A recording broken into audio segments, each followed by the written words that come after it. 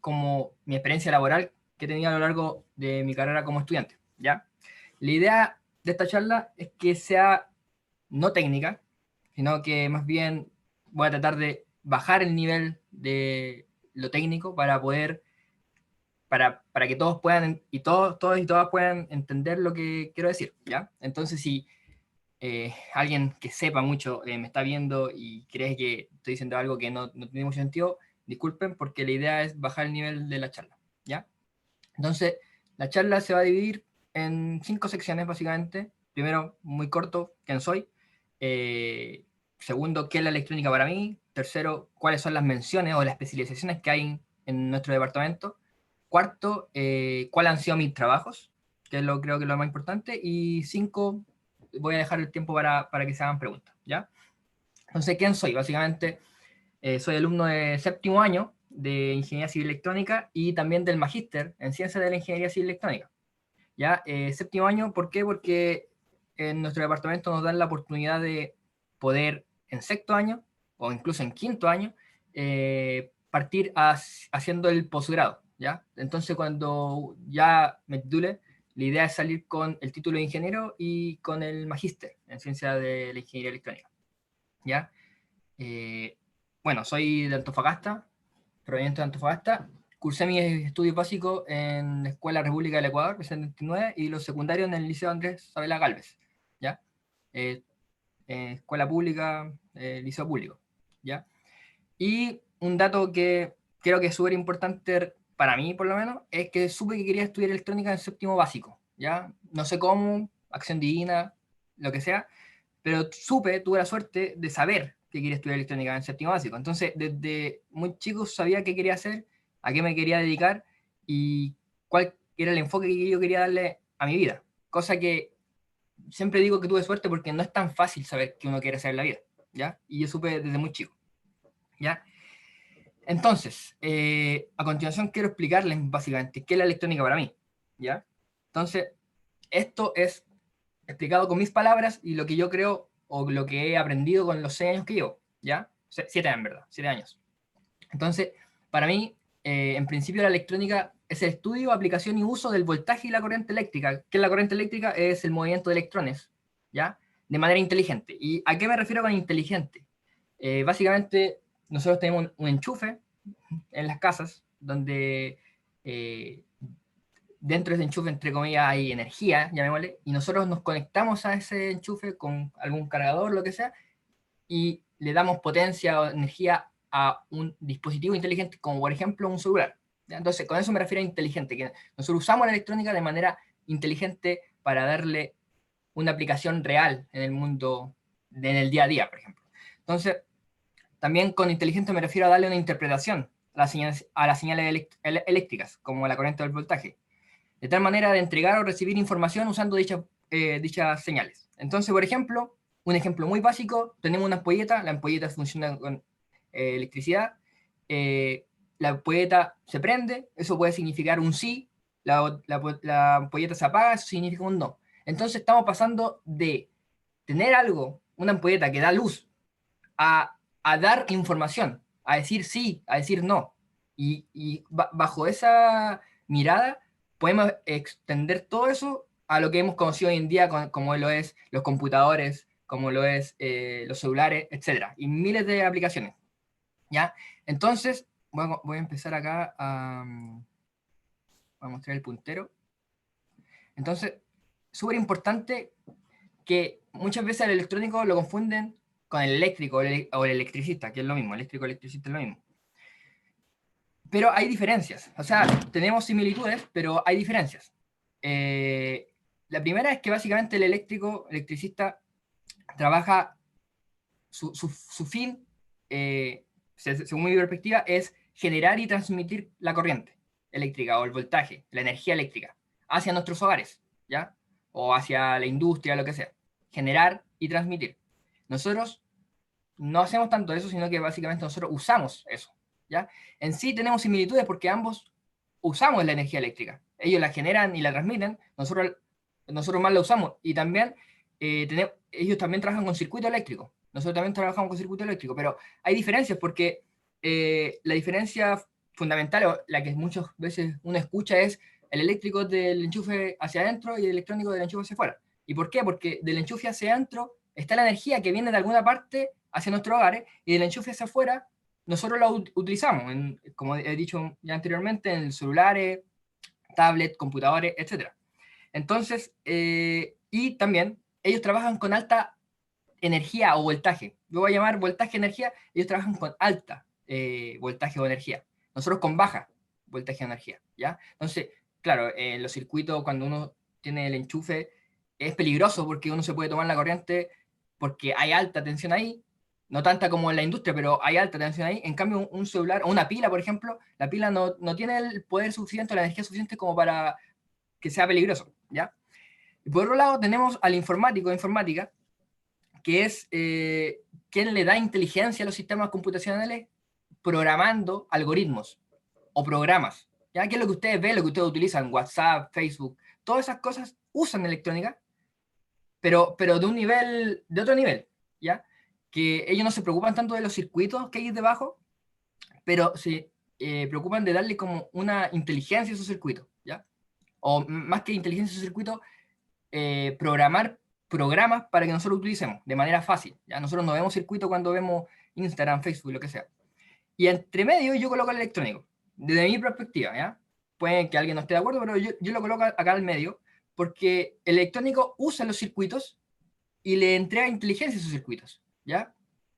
Por ejemplo, programando un robot, que es muy habitual. Bueno, y ahí también nace la mecatrónica, que ya fue tanto el boom de los robots que nació la mecatrónica, y nosotros le damos inteligencia, le damos un uso a esos circuitos, ¿ya? Entonces, si bien la diferencia que yo estoy haciendo es quizá un poco muy limitada, hay que entender que los límites de la frontera no están bien definidos. O sea, yo he visto electrónicos trabajando como informáticos o informáticos trabajando como electrónicos, ¿ya? Así que esta lo hago de manera para simplificar el tema y para que entiendan cuál es supuestamente el fin de cada una de las carreras, ¿ya? Entonces, yo voy a explicar ahora las pensiones, que son especializaciones básicamente, que hay en nuestro departamento de electrónica de nuestra universidad. Entonces, la electrónica es muy amplia, es un universo en sí mismo, ¿ya? ¿Por qué pasa esto? Porque usando las mismas componentes, dependiendo de cómo las interconectemos, podemos obtener circuitos que hacen cosas muy distintas, ¿ya? Entonces, lo anterior hace imposible, según mi perspectiva, ser experto y dominar la electrónica en un 100%, por lo que uno tiene que especializarse en ciertos usos de la electrónica, ¿ya? La electrónica es demasiado amplia, no existe el electrónico que sepa de toda la electrónica, pero lo que sí compartimos es las bases en las cuales están fundamental la electrónica, las bases de las cuales parte la electrónica. O sea, todos entendemos los circuitos, pero claro, entender un circuito de un computador no va a ser lo mismo que entender un circuito en un observatorio, en un telescopio, por ejemplo. Entonces, pero las bases, si uno va al núcleo de eso, es lo mismo, ¿ya? Entonces, actualmente en, en nuestra carrera, en nuestra universidad de electrónica, existen especializaciones, que son cuatro. Control automático es una, computadores es otra. Yo lo coloco en asterisco porque estas son las que yo elegí para mi título, por así decir. Telecomunicaciones y electrónica potencia. Entonces yo a continuación quiero explicarle de manera muy simple cómo se pueden ver estas menciones en un celular, ¿ya? Acá hay un celular como descompuesto en distintas partes, ¿ya? Entonces, si nosotros nos vamos, podemos al celular, al núcleo del celular, podemos ver distintas componentes, ¿ya?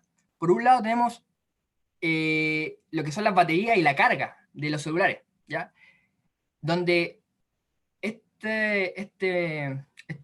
esta tarea la ven los electrónicos de potencia o electrónicos industriales, ¿ya? Los cuales se encargan de usar la energía de manera eficiente. O sea, uno nunca conecta el celular como de manera directa al enchufe, siempre uno lo coloca con un cargador. Y es porque la energía que llega a nuestros hogares necesitamos transformarla de cierta manera para poder utilizarla en nuestros dispositivos, ¿ya? Entonces, nosotros tenemos que usar esa energía para poder cargar nuestros celulares. Entonces acá hay carga y tenemos que usar esa energía de manera eficiente para que el celular, por ejemplo, dure hartas horas. Y también está el tema, por ejemplo, últimamente se ha visto los cargadores de carga rápida. Todo ese tema lo ven visto en un celular. Estoy siendo simplista en este caso porque estoy viendo el celular. Lo ven los electrónicos de potencia. Por otro lado, las telecomunicaciones, que es la otra mención, súper importante. O sea, el celular, yo creo que nace de las telecomunicaciones, tiene que enviar y recibir señales del celular, 4G o señales RF que tienen que ver con cuando uno cuando llama, envía una señal a otro celular y recibe señales del otro celular.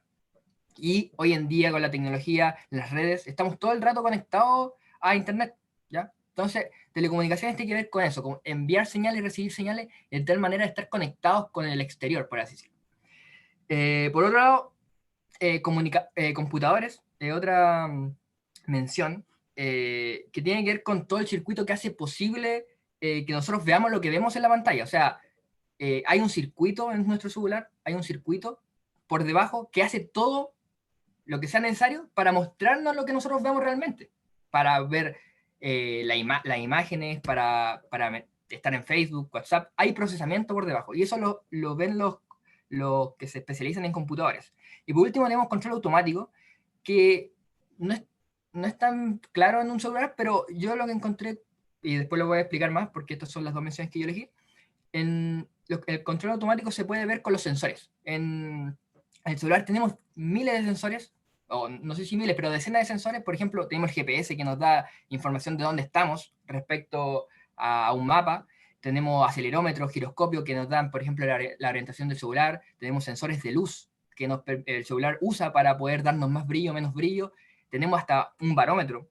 Investigando yo me di cuenta que el barómetro mide como la presión que hay en el ambiente, también para poder tener medidas también del medio ambiente, del clima. ¿Ya? También tenemos hasta brújula. O sea, hay miles de sensores que tenemos en un celular. Entonces, yo ahora voy a pasar a explicar más que nada la mención computadores, que fue mi submención. Nosotros elegimos una mención, que es como lo más principal, y una submención que nos ayuda a tener más especialización. Entonces, computadores, muy rápidamente, los computadores buscan entender los sistemas computacionales desde la perspectiva del hardware y desde la perspectiva del software. Entonces, ¿qué es hardware? El hardware básicamente es el circuito, lo que uno puede ver, lo que uno puede tocar de los sistemas computacionales. O sea, el computador por debajo tiene circuitos, el celular por debajo tiene circuitos. Y de la perspectiva del software, el software es todos los programas que nosotros vemos que utilizamos. Por ejemplo, el explorador, Google Chrome, por ejemplo, Instagram, Facebook, todos esos son programas. ¿Ya? Y claro, ahí ya estamos metiéndolo un poquito más para el lado del informático, ¿ya? Pero ahí hay barreras, entonces nosotros tenemos más para el lado de circuito electrónico, ¿ya? Entonces, para la perspectiva del hardware necesita entender los circuitos electrónicos específicos que se utilizan en computadores, entender que hay memoria por debajo, que hay un chip que hace todo el procesamiento, etcétera. Y para la perspectiva del software necesita entender distintos lenguajes de programación para poder programar dichos circuitos. Entonces, ¿qué son los lenguajes de programación? En simples palabras, los lenguajes de programación son la manera en que nosotros podemos decirle a algo electrónico que haga lo que nosotros queramos. Tenemos que comunicarnos con él, y ahí nacieron los lenguajes de programación que sirven para poder decirle, oye, computador, hace esto, oye, computador, hace esto otro. ¿Ya? Entonces, uno no lo dice como un lenguaje natural como yo le diría a una persona, se lo tiene que decir como un lenguaje de programación. Entonces, también tenemos que conocer los lenguajes de programación para poder entender todo este mecanismo. Y a continuación voy a explicarle, que es mi mención, la que yo elegí, que es donde yo quizás me especialice más, que es control automático. Entonces, quiero colocar dos ejemplos cotidianos que yo inventé en mi cabeza. Entonces, supongamos que tenemos un niño, pues puedo ser yo, por ejemplo, cuando era chico, y le digo a mi mamá, o a mi papá, o a mi abuela, o a un familiar, o me siento enfermo, me duele la cabeza, o tengo fiebre. Entonces, ¿qué hace mi mamá? O mi papá, o mi abuelo. Me mide la temperatura. Y con esto quiero explicar de a poquito qué es el control automático. Entonces le digo, me siento mal, mi mamá me toma la temperatura, ve, puede hacerlo con la mano, con el termómetro, ve que estoy elevado en temperatura.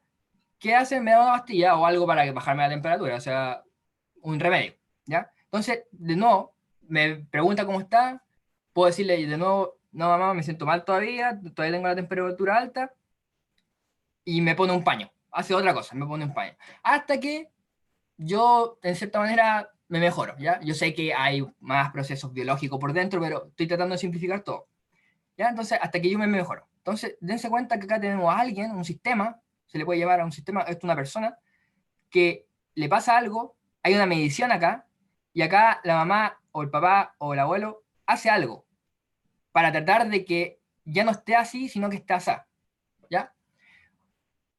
Otro ejemplo cotidiano, supongamos que tenemos un horno eléctrico, tenemos un pollo que queremos calentar, y queremos que ese horno eléctrico esté a 200 grados Celsius, ¿ya? Queremos que esa temperatura se mantenga en el horno eléctrico.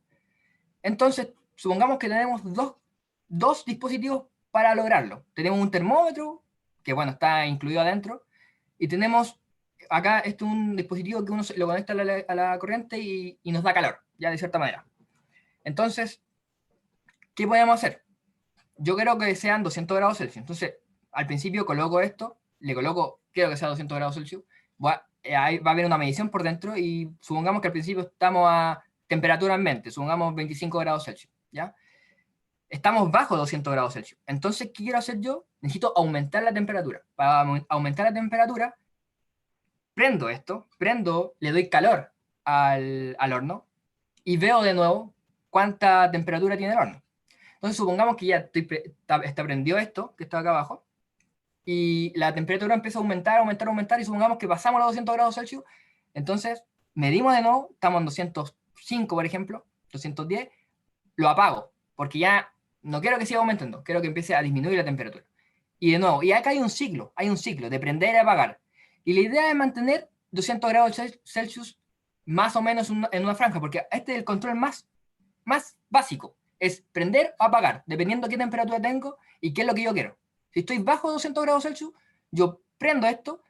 Si estoy sobre 200 grados Celsius, yo apago esto.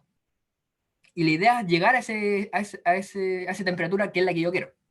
Entonces, en simple, el control automático busca llevar sistemas. Y sistemas, en este caso, por ejemplo, acá el sistema sería nuestro horno eléctrico con el pollo dentro y en el caso anterior el del niño. Buscamos llevar sistemas al estado que nosotros queramos. O sea, en el primer caso queremos que el niño esté bien, que no tenga temperatura, y en el segundo caso queremos que el horno tenga la temperatura que nosotros queremos, ¿ya? Entonces, ¿cómo hacemos esto? Bueno, hacemos miles de cosas. O sea, medimos, tenemos que medir temperatura, en los casos que yo mostré. También, de repente, no podemos medir directamente las señales, entonces estimamos, ¿ya? Calculamos cosas por dentro, después voy a ir explicando, calculamos cosas por dentro porque tenemos que hacer un cálculo. ¿Es mayor o menor la temperatura que hay con respecto a la que yo quiero? Procesamos, o sea, cuando hay sistemas más complejos hay que hacer un proceso de la señal. Optimizamos en el caso de que, no sé, nosotros no queremos tanto utilizar tanta energía eléctrica, queremos calentarlo preciso. Optimizamos. Y aplicamos, o sea, tenemos que introducir la señal en el sistema. De señales desde y hacia el sistema, ¿ya? Y cuando me refiero a señales, la señal es algo súper, acá el concepto de sistema y señal son conceptos súper abstractos, ¿ya? Pero en definitiva, en los ejemplos anteriores, el sistema, por ejemplo, acá sería este horno. Y las señales, por ejemplo, acá se puede ver que sería la temperatura, y acá la señal sería como el calor que le manda este dispositivo al horno, ¿ya? Entonces, en simple, una señal es algo que contiene información, para hacerlo súper simple, ¿ya? Entonces, por ejemplo, usted cuando está, no sé, en el ascensor, por ejemplo, y dice, no tengo señal en el celular. Bueno, cuando usted dice, no tengo señal en el celular, significa, no estoy recibiendo ni enviando nada. No estoy ni recibiendo información, ni enviando información. Eso significa una señal, básicamente. Y por otro lado, la mención se llama control automático e instrumentación. Y la instrumentación lo que hace es buscar, medir, aplicar y preparar las señales desde y hacia el sistema. Entonces, la instrumentación se preocupa de este dispositivo o este dispositivo, ¿ya? Entonces, por ejemplo, como dije anteriormente, acá tenemos el sistema, acá tenemos un sensor y un actuador. Sensor quiere decir que mide variables acá. Actuador significa que actúa, que trata de cambiar el estado de este sistema. Y acá yo no lo coloqué anteriormente para simplificar, pero acá se necesita alguien que decida, que es el controlador. Acá el controlador lo que dice es, él me da la temperatura, el sensor, y el controlador dice, estoy arriba, estoy abajo de lo que yo quiero, y prendo o apago esto. Básicamente, en términos simples, eso es lo que hace el controlador. Entonces, el control automático busca diseñar estas cositas, ¿ya? Para que todos los sistemas que nosotros queramos, y esto es súper, súper amplio, los sistemas pueden ser cualquier cosa que nosotros queramos, ¿ya? Claro, todo partió, o esta teoría partió de la electrónica, y ustedes preguntarán, ¿dónde está la electrónica? Bueno, acá hay electrónica, acá hay electrónica, acá hay mucha electrónica, entonces, pero también un sistema también podría ser un sistema económico, donde nuestro fin, por así decir, sería, no sé, disminuir, tener un cierto grado de desigualdad o lo que sea. O sea, que haya igualdad económica, por ejemplo, y eso también puede ser un sistema, o sea, un sistema económico, un sistema político, ¿ya? Claramente nosotros lo vemos del área más ingenieril, más industrial o de la tecnología, pero un sistema puede ser cualquier cosa, ¿ya? Entonces, a continuación, quiero explicar, para ir final, o sea, para esto el enfoque de la charla, es hablar sobre mis trabajos. Entonces, lo primero que voy a hablar son mis primeros acercamientos laborales. Entonces, acá yo coloqué que yo fui ayudante de docencia de varios ramos, ¿ya? Del departamento de matemática y del departamento de electrónica. Y lo que yo coloco esto porque quiero recalcar que el acercamiento con los profesores, para las personas que quieran ingresar a nuestro departamento, es súper importante que sepan que los profesores y profesoras del departamento son súper buenos, son expertos en lo que hacen y son súper cercanos con los estudiantes. Yo me acerqué a los profesores que yo quería hacer clase, quería hacer ayudantía, y me acercaba a los profesores y los profesores me daban trabajo, muchos me dieron las prácticas, las conseguí con ellos, y no solamente conmigo, sino que con muchos compañeros. Yo sé que todos los compañeros que yo, con lo que he hablado, con lo que tengo cercanía, que han hablado con profesores, todos han tenido la disposición de trabajar, de darles trabajo, etc. Entonces, es súper importante que sepan que el departamento, los profesores del departamento son súper cercanos a uno, ¿ya? Y también voy a hablar rápidamente sobre mi práctica industrial, que fue hecha en el Centro Interdisciplinario de Neurociencia de Valparaíso, y un trabajo técnico que tuve siendo ayudante, siendo estudiante, que fue en el Departamento de Obras Civiles, ¿ya? Entonces, todo lo que yo voy a hablar, laboralmente hablando, es sobre mi experiencia como estudiante, ¿ya? No es como alguien egresado o alguien titulado, porque todavía no estoy titulado. Entonces, claramente van a ser trabajos un poco más simples en el sentido de que yo no me podía dedicar 8 horas diarias por 5 días como trabajaría un ingeniero normalmente, ¿ya? Entonces, mi práctica industrial fue, como dije, en el Centro Interdisciplinario de Neurociencia de Valparaíso. Tenía el siguiente enfoque. Ya este trabajo lo conseguí con la profesora María José Escobar, y ella trabajaba en este centro, donde trabajan todo lo que, bueno, acá este tema de las neurociencias es un tema súper interdisciplinario, hay ingenieros de varias áreas, biólogos, etc. Entonces, la idea eh, de esta práctica era que había unos biólogos que estaban analizando a roedores, en específico unos roedores que se llaman Deus. Y ellos querían comprobar una hipótesis que ellos tenían era de que había una relación en cómo la pupila de estos roedores respondía a los estímulos de la luz, y que había una relación entre cómo respondían y posibles enfermedades neurodegenerativas, ya como el Alzheimer. Entonces, es súper importante que los investigadores tenían esa hipótesis y necesitaban de alguna manera comprobarla, ¿ya? Recuerden que nuestra pupila, cuando recibe mucha luz, se dilata, se achica, porque no quiero recibir tanta luz, y cuando estamos en oscuridad, se contrae cuando hay mucha luz, se contrae. Y cuando no hay mucha luz, cuando estamos en oscuridad, se dilata, ¿ya? Para tratar de recibir la mayor cantidad de luz posible, ¿ya? Entonces, mi trabajo era acá, tenía videos, de estos roedores, de la pupila en específico, y los investigadores le aplicaban impulsos de luz. O sea, supónganse con una linterna, le aplicaban luz. Y grababan estos videos. Entonces, yo lo que tenía que hacer era tomar estos videos y tratar de calcular el área de la pupila. O sea, qué tan grande o qué tan chica estaba, ¿ya? Y acá hay un tema muy grande que se llama procesamiento digital de imágenes, que la idea es, tenemos imágenes o videos, bueno, los videos al fin y al cabo son imágenes, y queremos que estos videos sacar la información, ¿ya? Entonces, yo, estudiante de cuarto año, no sabía mucho, pero con lo que sabía pude hacer algo. Entonces, logré hacer un programa, ¿ya? Un programa que calculaba esta área, y me decía, por ejemplo, acá cuando está en reposo, tenemos un 100%, por así decir, de apertura, y cuando se le aplicaba un impulso de luz, se puede ver acá que hay una disminución. Es porque si yo le coloco luz alrededor, la pupila va a contraerse, va a achicarse. Entonces acá se puso luz, acá volvió a recuperarse y acá de nuevo hay luz. ¿Ya? Entonces con esta respuesta la idea es que los investigadores podían decir, oh, sí, hay una relación entre cómo se comporta esto con alguna posible enfermedad neurodegenerativa a futuro.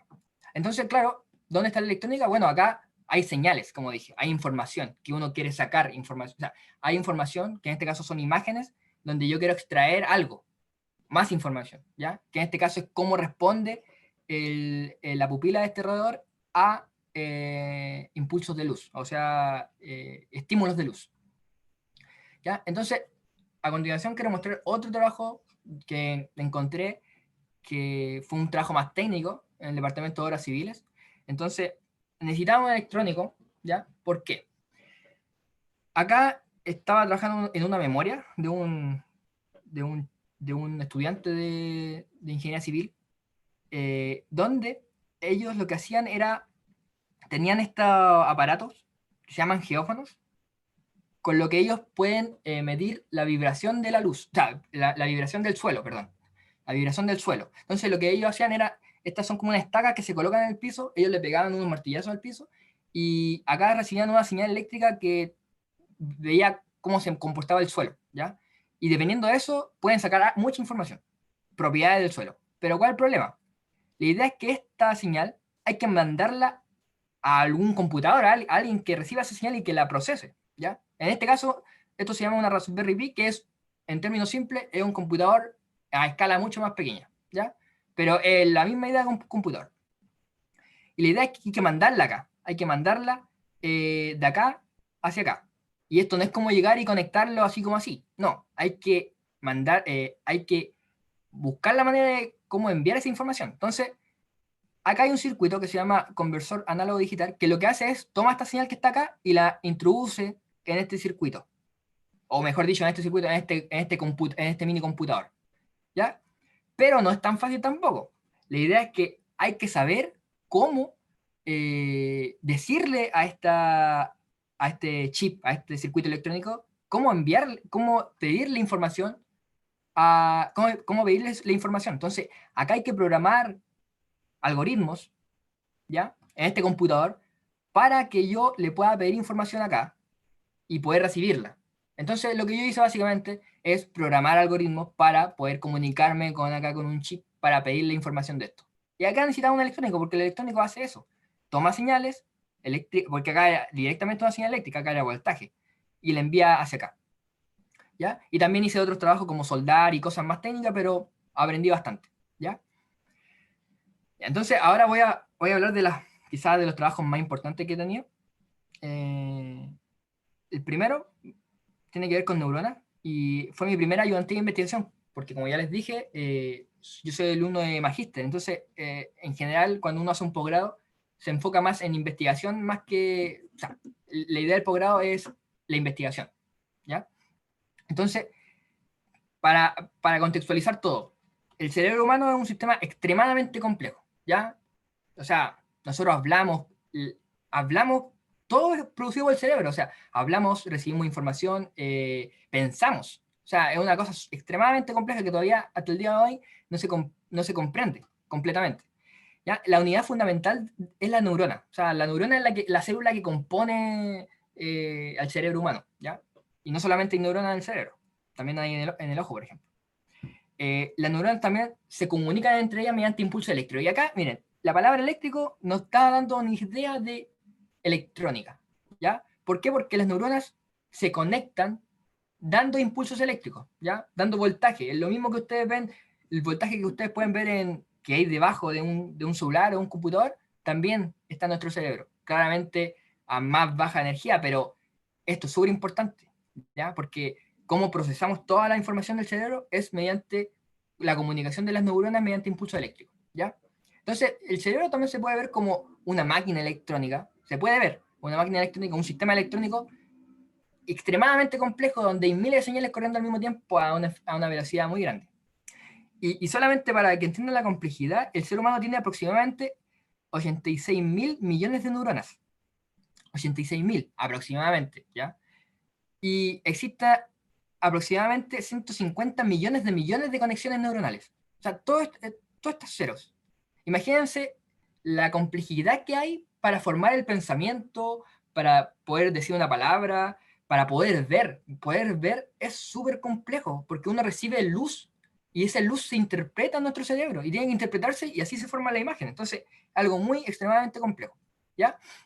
Entonces yo hablé con la profesora María José nuevamente, es mi tutora además. A nosotros cuando entramos a la carrera, el primer año nos asignan un profesor que es nuestro tutor, eh, es como nuestro guía o persona a la cual, profesor, que podemos preguntarle cosas.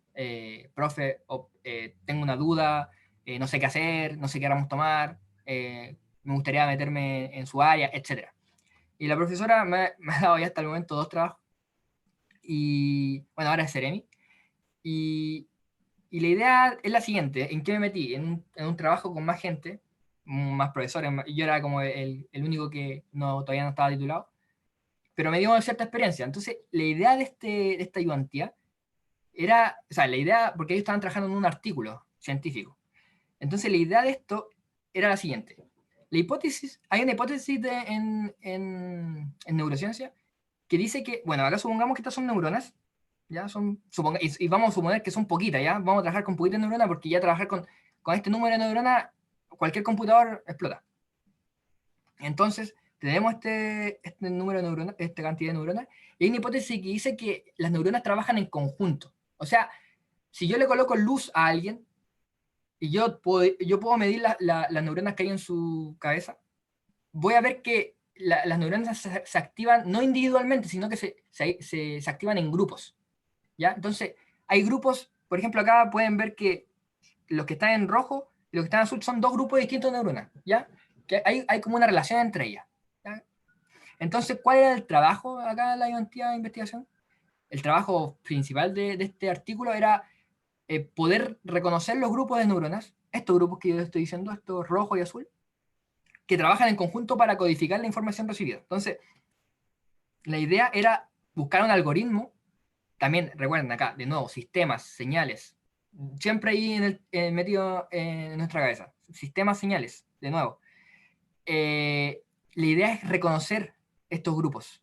Imagínense, nosotros trabajamos con 300 neuronas, que es un número infinitamente más chico que este, pero tenemos que tratar de reducir el problema porque si no se hace muy complejo. Y esas 300 neuronas hay que analizarlas. Y por ejemplo, me acuerdo también que también se trabajaban con roedores, porque claramente un roedor tiene una cantidad inferior de neuronas que un humano. Son igual sistemas complejos, pero mucho menos complejos que el ser humano. Y también uno puede ver cuando uno se le activa luz, se le coloca un impulso de luz en el ojo, las neuronas se activan o se desactivan. Uno puede ver de manera tan simple que las neuronas se activan o se desactivan. Es más complejo que eso, pero para simplificarlo uno puede ver que las neuronas se disparan o se activan, están activas o no están activas. Acá los que están en gris están desactivadas, no están haciendo nada, pero las que están acá en rojo están activadas. Entonces la idea es reconocer estos grupos de neuronas. Y eso es lo que tratamos de hacer en esta ayudantía de investigación que hice. Entonces acá, de nuevo, hay algoritmos. Esta ayudantía podría decirse que fue más por el lado de computadores, ¿ya? Por la mención de computadores, porque hay que ver datos, hay que ver algoritmos, hay que ver muchas cosas. Entonces, acá es súper importante que, como yo dije anteriormente, yo expliqué que era un eléctrico, un electrónico, un informático, pero todo se puede juntar. O sea, un electrónico puede estar más para el lado de informática, un electrónico puede estar más para el lado de eléctrica, lo que sea, pero dentro de todo hay electrónica porque hay aplicaciones que nosotros conocemos de electrónica que las podemos utilizar en este tema, ¿ya? Entonces, ahora quiero hablar de una experiencia que tuve que fue la práctica profesional en la ESO. Entonces, primero, ¿qué es la ESO? La ESO, o European Southern Observatory, es la principal organización astronómica intergubernamental en Europa y el observatorio astronómico más productivo del mundo, ¿ya? La principal misión de la ESO es proporcionar a los astrónomos y astrofísicos instalaciones punteras que les permitan dirigir ciencia de vanguardia en las mejores condiciones, ¿ya? Y actualmente eso está desarrollando un telescopio de 39 metros, el ELT, que trabajará en los rangos ópticos e infrarrojos cercanos. Este telescopio se convertirá en el mayor ojo del mundo para observar el cielo, ¿ya? Entonces la ESO es una organización que está compuesta por varios países de Europa y es una organización astronómica, es la más grande del mundo, o por lo menos la más productiva del mundo, ¿ya? Y claramente, como muchos sabrán, Chile tiene unos cielos muy, muy bonitos para hacer astronomía.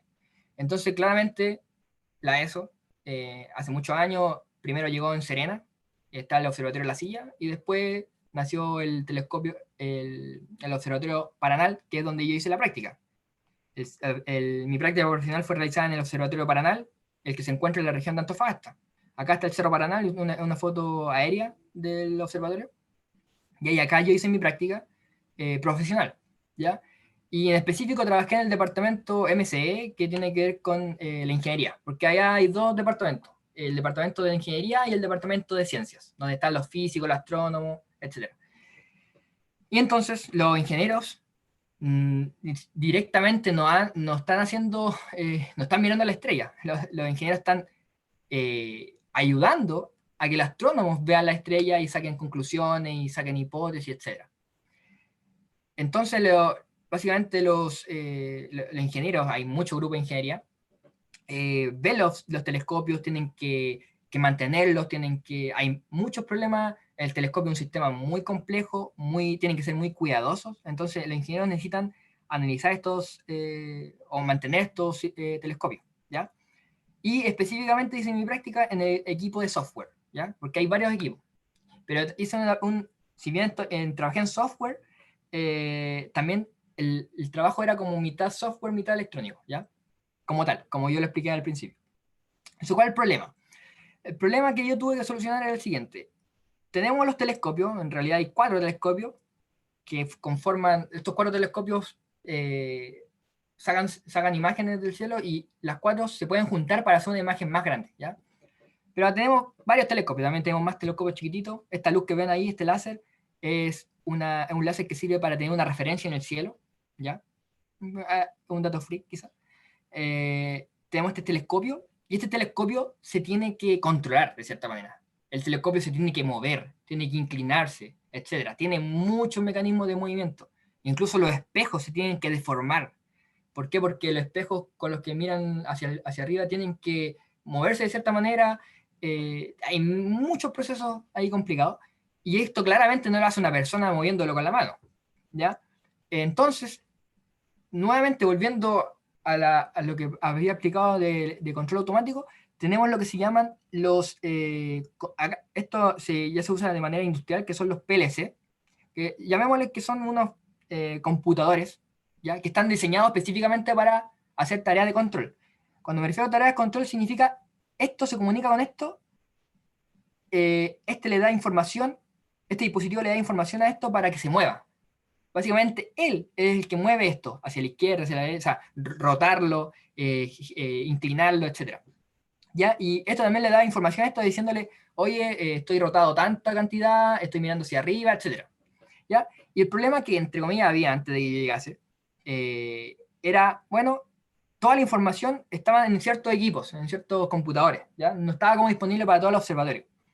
Entonces, bueno, claramente la ESO es una organización muy grande, claramente un practicante no va a venir a cambiar todo el mundo ahí dentro. Entonces en general, en verano, la ESO tira ciertas prácticas ingenieriles, donde la idea es tratar de que los practicantes hagan proyectos que después se pueden transformar en algo más grande. Entonces la idea es que el practicante empiece con algo y deje un trabajo para que después eso se pueda evolucionar, ¿ya? Entonces la idea de mi proyecto era, ya está bien, tenemos todo este esquema, pero me gustaría que los datos de acá, en vez de que solamente estuviesen disponibles acá, extraer datos de acá y poder subirlos a una nube. A una nube que hay como una nube de información dentro del observatorio, ¿ya? Entonces la idea era subirlo para que todos pudiesen acceder a esa nube de datos. Entonces, yo estoy simplificando todo esto porque no quiero que la charla sea extremadamente larga, pero en definitiva, acá hay electrónica, porque esto es un sistema electrónico como, electrónico como tal, y en específico es de control, porque los controlistas, la gente que estudia la mención control, ven estos dispositivos. Básicamente esto lo que hace es controlar esto. Lo que hace es moverlo, ver su posición, llegar a la posición que nosotros queremos. Eso es lo que hace este dispositivo. Y fue mitad control por este lado, porque es un dispositivo de control automático, y por otro lado es una práctica también por el lado de software, porque tenía que programar, tenía que extraer datos de acá, ¿ya? Pero siempre acá hay un circuito, etcétera, y por eso tengo cabida acá, ¿ya? Entonces, la idea era subir los datos de acá a una nube para que toda la gente del observatorio, todos los profesionales, sean ingenieros, sean astrofísicos, sean lo que sea, pudiesen acceder a ella, ¿ya? Entonces, eso fue la práctica profesional en la ESO, que fue muy buena, muy bonita. Trabajar en una organización internacional te da más experiencia porque trabajas con gente de todo el mundo, ¿ya? Y lo otro importante es también el trato o cómo estas organizaciones cuidan o tratan a sus trabajadores, porque el trato, cualquiera querría trabajar ahí, ¿ya? Entonces, es súper importante también pensar que trabajar en una organización de ciencias es muy distinto a trabajar en la industria, porque en la industria en general, creo yo, mi perspectiva, uno busca ganancia económica, reducir costos, aumentar ganancias.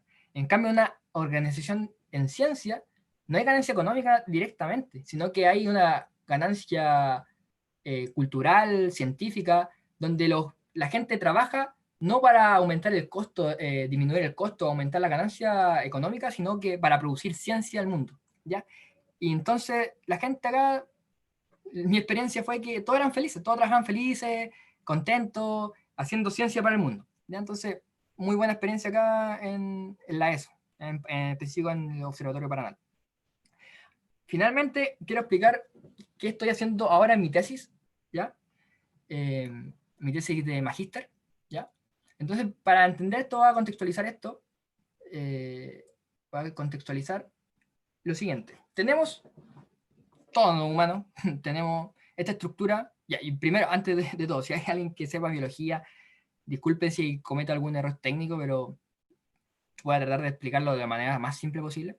Entonces, tenemos la estructura que tenemos acá del ser humano, donde tenemos la tráquea, el esófago, etcétera, y tenemos las cuerdas vocales. Las cuerdas vocales la pueden ver acá, ¿ya? Y las cuerdas vocales, su función básicamente es generar la voz, básicamente. Uno, desde los pulmones, sale aire por acá, las cuerdas vocales vibran y sale la voz, ¿ya? Que es lo que uno interpreta como voz, que básicamente es una señal de presión que llega a nuestro oído y nosotros la interpretamos como sonido, ¿ya?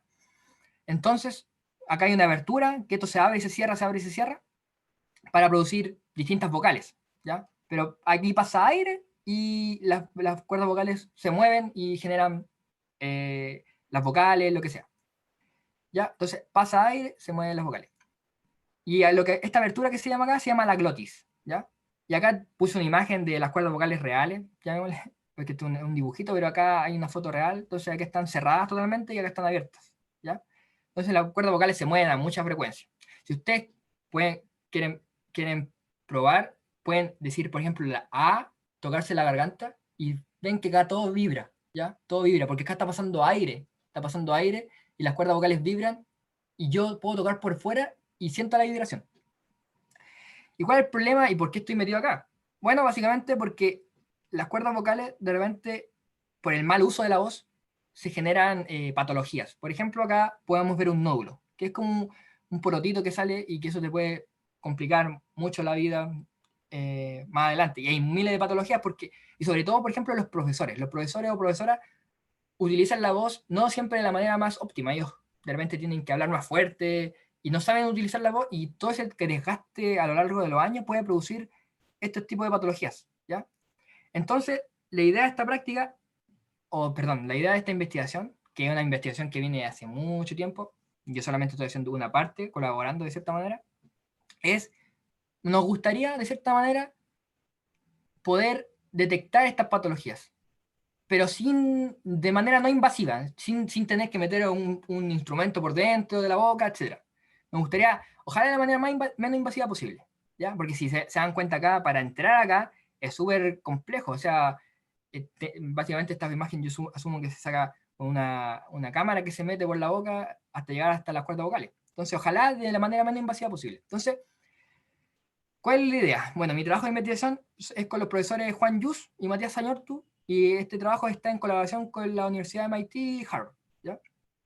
La idea fundamental es conectar acá un dispositivo que es un acelerómetro, se llama, que mide las vibraciones. O sea, ustedes cuando se tocan acá y hablan, ustedes hablan y se tocan acá, ustedes sienten la vibración. Bueno, yo coloco un dispositivo para medir eso, sin la mano, sino que con un dispositivo que me lo va a enviar a un computador o lo que sea, donde se pueda procesar esa señal. Entonces, la idea es, ¿cómo podemos detectar esto? Bueno, primero tenemos que, de cierta manera, estimar o calcular el aire que pasa por acá. No calcular la cantidad, sino que cómo pasa el aire por ahí. Pero nosotros no queremos hacerlo de manera invasiva. Entonces, necesitamos, de cierta manera, adivinar, usando la información que son estas vibraciones. Si ustedes se dan cuenta, yo hablo, hay una relación entre esta vibración y el aire que pasa por dentro.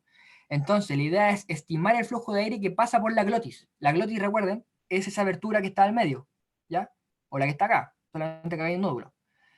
Y poder estimar, con la vibración que hay acá, estimar el flujo de aire que pasa por la glotis para diagnosticar patologías en las cuerdas vocales. Y acá yo puse un circuito, porque ustedes quizás se preguntarán, ¿cuál es la relación de un electrónico con este tema? Debería haber un médico. Es que no es tan así, porque acá, volviendo al tema de los sistemas, dije, los sistemas pueden ser cualquier cosa. En el primer ejemplo había puesto un niño, en el segundo ejemplo puse un horno eléctrico. Y en este caso pongo unas cuerdas vocales. Las cuerdas vocales o la producción de la voz se puede comportar, por ejemplo, como un circuito eléctrico. Y quizás a gente que no sabe mucho de esto le puede sonar loco, pero este circuito, es algo que nosotros podemos tener en nuestro dispositivo electrónico. Pero se comporta de cierta manera como, como las cuerdas vocales, cómo se mueven, cómo se genera la voz. Entonces, si nosotros podemos modelar, escribir, por así decir, las cuerdas vocales, o el sistema de las cuerdas vocales, como un circuito, entonces nosotros podemos aplicar las cosas que nosotros conocemos de los circuitos y tratar de buscar un significado a las cuerdas vocales. Entonces, súper importante esto. Entonces, acá, estimar el aire que pasa por dentro a partir de una aceleración de por fuera es algo que vemos los controlistas. ¿Por qué? Porque los controlistas, recuerden, tenemos que medir señales y muchas veces no se pueden medir directamente. Esto es un ejemplo de que la idea es, claro, se puede medir si uno va al doctor, qué sé yo, pero si la queremos hacer de manera no invasiva, no podemos meter algo adentro y medirlo directamente. Entonces queremos hacerlo con mediciones de afuera, ¿ya? Entonces tenemos que estimar con las vibraciones de afuera, calcular de cierta manera lo que pasa por dentro. Entonces, ¿cuál es el aporte que buscamos? El aporte es hacerlo de manera ambulatoria, o sea, sin operaciones, no invasivo, para que el dispositivo pueda ser utilizado por los pacientes en su rutina. Porque si se dan cuenta, esto es como un micrófono. Se puede ver con un micrófono típico que uno ve en la tele, que a los que hablan le colocan micrófono. Bueno, esto no es invasivo, se coloca aquí, y la idea es, usando eso, poder obtener información sobre qué tan bien o mal utilizan su voz, ¿ya? De manera no invasiva. Entonces, ese es el problema. Es algo súper complejo, algo que se ha trabajado por mucho tiempo. La idea de mi tesis es hacer un aporte, un paso allá, pero esa es la idea. Entonces, si se dan cuenta, para finalizar, porque esta es la última PPT, es un electrónico se puede desenvolver en muchas áreas. La electrónica es súper amplia, dependiendo de las menciones que ustedes se metan. Tenemos 4 menciones, súper amplias que, claro, la base es la misma, pero nos vamos de cierta manera separando en el camino, pero de repente hay puntos donde nos intersectamos, nos juntamos de nuevo. Entonces, pueden hacer muchas cosas. Yo, los 3 últimos trabajos que les nombré, uno tiene que ver con cuerdas vocales, estimar, ¿para qué? Para poder ver patologías. El otro trabajo fue Paranal, que acá era obtener información de estos circuitos.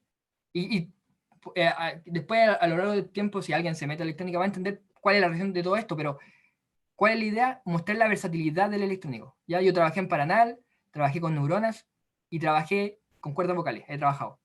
Y la idea es que todos tienen cierta cosa en común, ¿ya? Que lo electrónico como tales podemos, electrónicos y electrónicas como tales podemos sacar información, etcétera, ¿ya? Y poder aportar de cierta manera a la ciencia, ¿ya? Entonces, eso quería finalizar. Muchas gracias por su atención y me gustaría ver si alguien tiene alguna pregunta de lo que hice o algo por el estilo.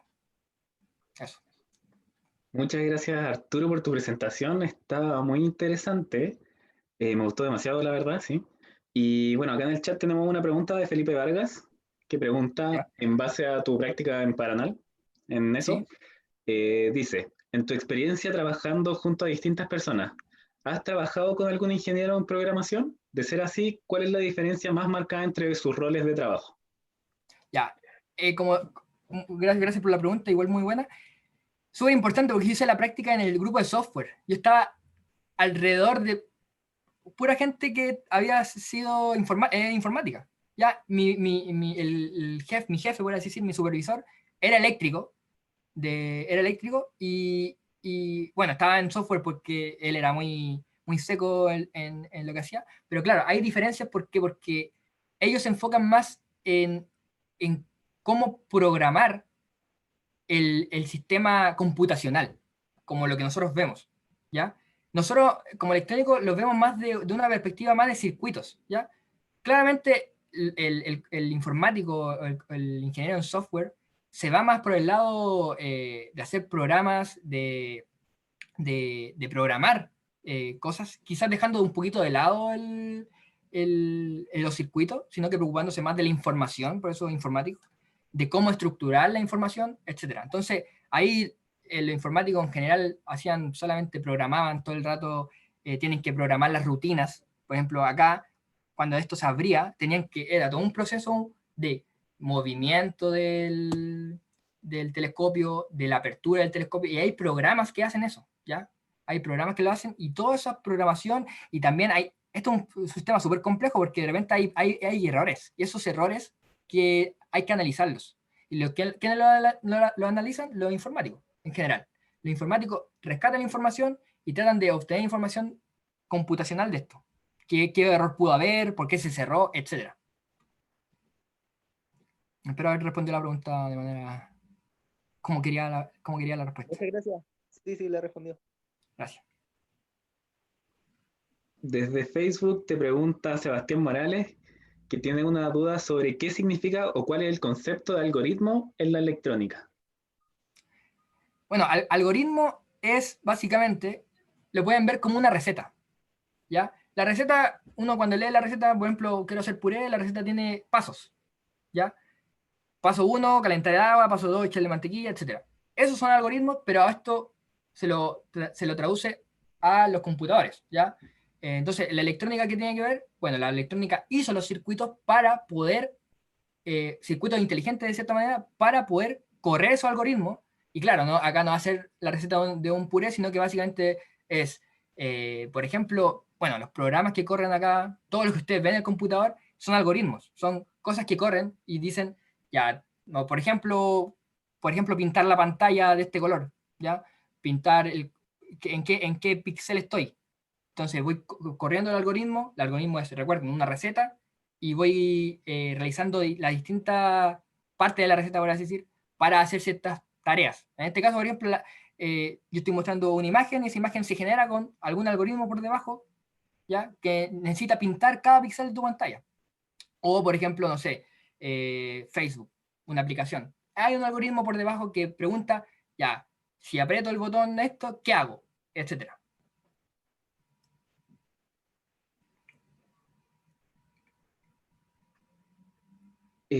También te preguntan, ¿qué menciones a tu criterio podrían acercarse más a la neurociencia? Ya, es una buena pregunta. Es una buena pregunta porque dependiendo de cómo... A ver, la neurociencia es algo súper extremadamente complejo según mi perspectiva. Acá trabaja gente de muchos lados. Entonces, menciones, yo creo que de momento no hay ninguna mención directa con neurociencia. De hecho, quizá creo que se iba a implementar una mención de eh, biotecnología. No sé si... Yo sé que hay un ramo de biotecnología en la U, que lo da justamente mi profesora que me trajo a todos estos trabajos de neurociencia.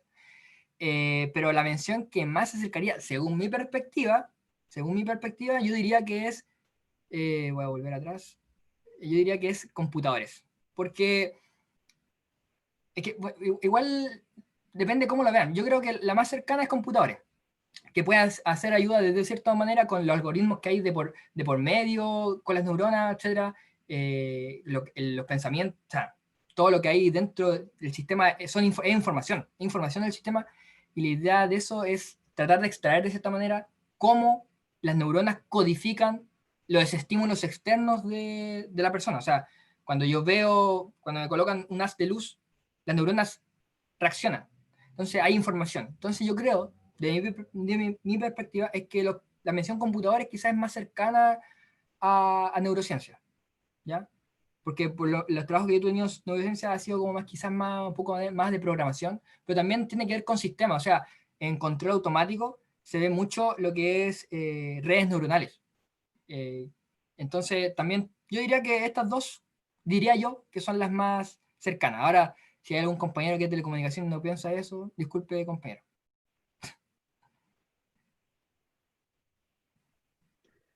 Yo te quería preguntar, eh, ¿cómo o en qué te ayudó la mención de control automático en lo que has trabajado hasta ahora? Ya, buena pregunta, Suñi. Control automático es, por lo menos la perspectiva que le da la universidad, nuestra universidad, es súper amplia. O sea, cuando nosotros tomamos el primer ramo que es control automático, que lo da el profesor Juan Yus, a nosotros nos dicen, tenemos un sistema y tenemos señales, y hay que controlarlo. Y uno queda así como, ¿pero qué sistema? Bueno, el sistema puede ser cualquier cosa. Entonces, según mi perspectiva, lo que me ha dado el control automático es la capacidad de abstracción de los problemas para poder estar en cualquier lado tratando de implementar las cosas que sé como electrónico. Porque control automático quizás quizás lo más lejano quizás entre todas las menciones a electrónica como tal. Porque nosotros vemos sistemas y sistema puede ser cualquier cosa. Un sistema puede ser el sistema neuronal de nuestro cerebro. Un sistema puede ser el observatorio, el, el telescopio del observatorio. Un sistema puede ser las cuerdas vocales, un sistema. Entonces, tengo la capacidad de abstraer ese problema y tratar de llevarlo a un entendimiento matemático, físico, y poder trabajar en distintos ámbitos. Entonces, creo yo que, claro, hay mucha gente de control que se va a la industria en sentido de instrumentación, sobre todo, en la minería, por ejemplo, que hay que medir cosas, controlar cosas, y esa es una perspectiva, pero si yo trato de no quedarme con algo, sino que con el control automático me ha servido para abstraer problemas y poder ayudarlo, aunque yo no sea experto en ese problema, creo yo.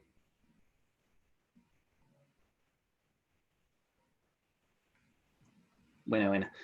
En Facebook te preguntan, Arturo, de acuerdo a lo que estás realizando tu estudio académico universitario, al momento de tener tu todo finalizado, ¿cuál sería tu rol a seguir en el mundo o rubro de la electrónica, teniendo en cuenta tu experiencia en la práctica profesional? Eso es una pregunta, Ben, una pregunta que yo creo que todos los que estamos a punto de titularnos, probablemente tú también, Suñi, nos preguntamos dónde vamos a claro. seguir, porque hay como dos caminos, seguir la industria, seguir la investigación. Yo hasta el momento quizás tengo más experiencia en investigación, más que en industria no me metió tanto. Quizás el trabajo más cercano ha sido el del observatorio, pero también fue un ambiente bastante científico, entonces tampoco fue como la industria como tal, quizás que es más dura, quizás, Pero mi objetivo yo creo que sería meterme un poco más en la industria para tener más experiencia en ese sentido, para poder ganar, bueno, también porque hay que trabajar, pero meterme más en la industria, me gustaría el desarrollo tecnológico, empresas que estén haciendo cosas interesantes, ojalá, pero ese sería como mi paso a seguir.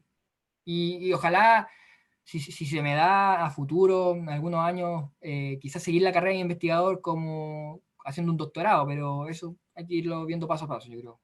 Al principio de salir, yo creo que me gustaría ganar experiencia en la industria, para, ganar terreno, trabajar con más gente, en sentido... Porque no es lo mismo haber trabajado con gente acá en un observatorio, porque de verdad fue una experiencia demasiado buena, demasiado buena. O sea, los practicantes que yo conocí ahí, todos salían como felices. O sea, sería ideal, feliz de volver a Panamá, pero al ser un trabajo tan bonito, con tan buen ambiente, claro, la selectividad es mucho más complicada. O sea, allá trabajaban ingenieros, llegaban ingenieros de Alemania directamente a arreglar cosas, etcétera. Entonces, si pudiese elegir, probablemente volvería quizá al observatorio, pero no es tan fácil, ¿ya? Entonces, me gustaría quizá meterme a la industria, a desarrollar tecnología electrónica, viendo quizás la robótica. He visto algunas empresas súper interesantes que están trabajando con robots en la minería, donde hay mucho control, pues, o sea, hay que controlar al robot, el robot recibe señales y tiene que actuar, tiene que moverse, etcétera. Entonces,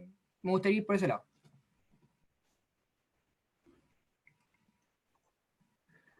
Bueno, muchas gracias, Arturo. No, mira, aquí hay una pregunta más. ¿Dónde sería tu sueño de trabajo y cuál sería aquel labor? Ay, Es similar. ¿cuál sería mi sueño de trabajo? Mira, mi trabajo, idealmente, mi sueño sería hacer un doctorado. Hacer un doctorado en alguna universidad, ojalá top 100, porque igual es complicado llegar a top 10 quizás, pero top 100 quizás, hacer un doctorado y tratar de ayudar con la investigación al mundo. O sea, yo creo que más que la industria, yo me gustaría más aportar a la ciencia como tal, pero también he visto muchos casos de gente que es doctor o doctora, y hacen aporte a la industria, o sea, trabajan en conjunto, porque la industria también necesita cosas nuevas. Por ejemplo, Tesla, la marca de Elon Musk, los autos con piloto automático, eso son nuevas tecnologías que van rompiendo nuevos paradigmas. O sea, ahí se necesita gente trabajando, descubriendo nuevas cosas, ¿ya? Esos sistemas tienen que ser súper seguros porque cualquier falla son demandas, millones, etcétera. Entonces, sería bonito seguir un doctorado, meterme en la investigación y tratar de convalidar eso con la industria, quizás, pero apoyar al desarrollo tecnológico del mundo, ¿ya? Eso creo que sería un bonito trabajo. Sí, bueno. Ahora sí, damos por finalizada tu presentación y con esto damos el cierre del ciclo de las charlas Soy Electrónica. Agradecemos a todos su asistencia y esperamos encontrarnos en una nueva versión de este evento el próximo año. Muchas, Eh, muchas, no olviden seguirnos en nuestras redes sociales. ya, Creo que ahí las puse en la pantalla. gracias. Y muchas gracias de nuevo, Arturo. Quiero igual agradecer a ustedes por hacer esta iniciativa nueva, porque permite igual, claro, quizás no tuvimos tanto tiempo para publicitarlo, pero creo que ha sido súper bueno porque abrimos las puertas de nuestra universidad y de nuestra carrera a gente que no necesariamente es de Valparaíso. O sea, usualmente uno hace el puerta abierta, que es en la universidad, y solamente en general gente de la zona puede venir, pero creo que es súper buena la iniciativa, así que igual muchas gracias por invitar, por darme la oportunidad de presentar mis trabajos y eso, muchas gracias. Y también a los expectantes que estuvieron ahí, espectadores que estuvieron ahí.